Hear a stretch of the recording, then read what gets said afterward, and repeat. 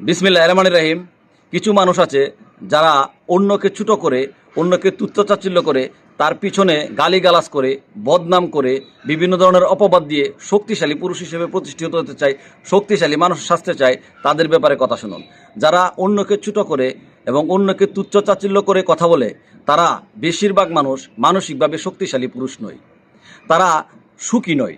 তাই তারা অন্যকে পিছনে কথা বলে, অন্যকে ছোট করে কথা বলে, মানসিক আনন্দ পায়, পৈশাচিক আনন্দ পায়। তাই তাদের ব্যাপারে আপনি কখনো তর্কে জড়াবেন না। তাদের সাথে তর্কে জড়ায় আপনার মহামূল্যবান সময় নষ্ট করবেন না। আপনার যোগ্যতা, আপনার কাজ মানুষকে ভালোবাসার মাধ্যমেই আপনি প্রমাণ করে দিতে পারবেন আসলে আপনি কি। কেউ যদি আঘাত দিয়ে আপনাকে কথা বলে, কেউ যদি আপনাকে তুচ্ছতাচ্ছিল্য করে কথা বলে, সবসময় রিয়্যাক্ট করতে যাবেন না। চুপ থাকতে চেষ্টা করুন, চুপ থাকতে শিখুন। কারণ আপনি এটা প্রমাণ করতে হবে না আপনি কি। আপনি নিজে তো জানেন আপনি কি, আপনি কতটুকু মানুষের জন্য কাজ করেন, কতটুকু পরিবারের জন্য কাজ করেন, কতটুকু ইনস্টিটিউশনের জন্য কাজ করেন, আপনি নিজে তো জানেন। আপনি তাকে কেন প্রমাণ করতে যাবেন যে আপনি এইগুলো করেন? একটা নির্দিষ্ট সময় পর মানুষই বুঝতে পারবে আপনার অনেস্টি, আপনার সততা এবং আপনার কাজের পরিধি।